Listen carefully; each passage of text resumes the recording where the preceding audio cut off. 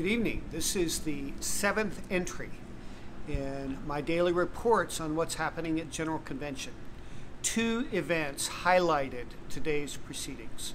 The first was, in fact, an historic event where the Episcopal Diocese of Cuba, who had long been exiled, treated as a separate, unrelated Anglican province since 1957, was officially received by the House of Bishops back into the Episcopal Church.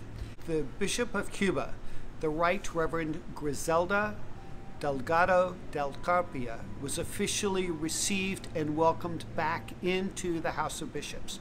The vote to receive Cuba back into the Episcopal Church since their exile in 1957 was unanimous.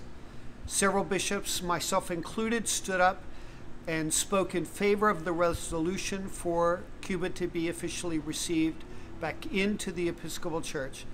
And when Bishop Griselda took to the microphone in tears of gratitude, she expressed deep appreciation for being welcomed back home into her Episcopal family.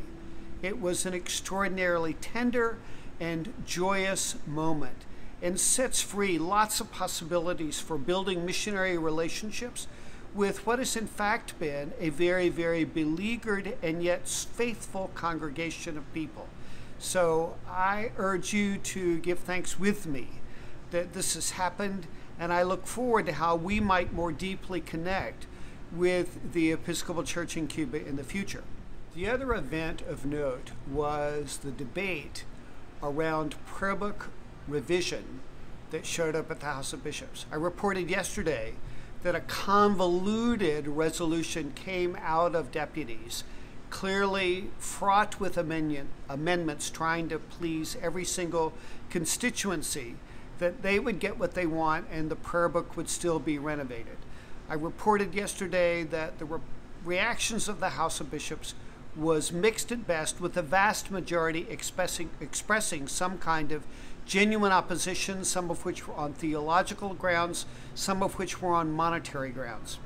Well, what happened was, when debate was finished, we essentially ran out of time. So the presiding bishop determined that we would wait and vote the next time we were convened in legislative session.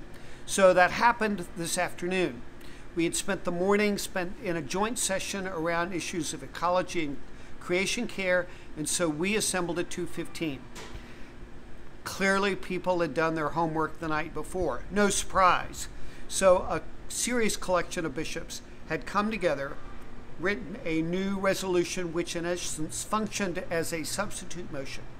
And the substitute motion said this: while the effort to do prayer book revision was dropped, instead what the resolution said was that they would memorialize the 1979 Book of Common Prayer as a prayer book in the Episcopal Church. In other words, officially recognizing its status, but yet still move forward with some kind of liturgical renovation outside of trying to change the 1979 Book of Common Prayer. It had all the same mishmash of theological goals attached to it, and the price tag was much less. $200,000 for the liturgical work over the next 3 years, and an additional $200,000 or so for translating those renovations into different languages. There was not so much debate on the floor this time. Clearly, people had been lobbied, and the resolution passed overwhelmingly.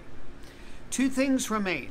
First of all, that resolution now has to go back to deputies. What is deputies going to do with it, by the way?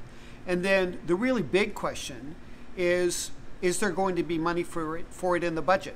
The Episcopal Bishop of Maine had already reported to us today that a budget had been finalized, would be presented in the next couple of days, and it included no money for any work on any liturgies whatsoever. Unequivocal.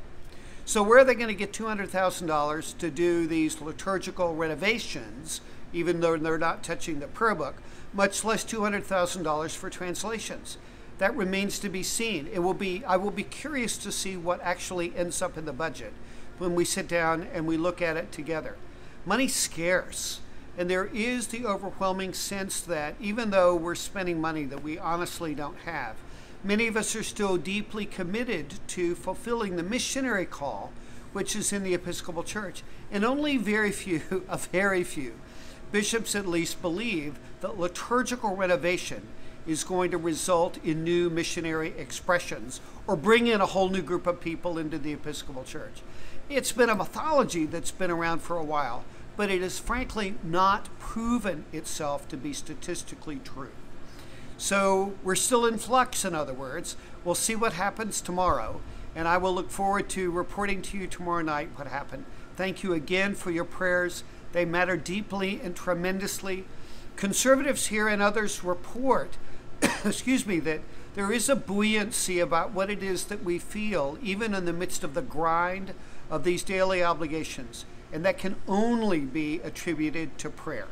So for that, I thank you very, very much, and I look forward to reporting to you tomorrow night.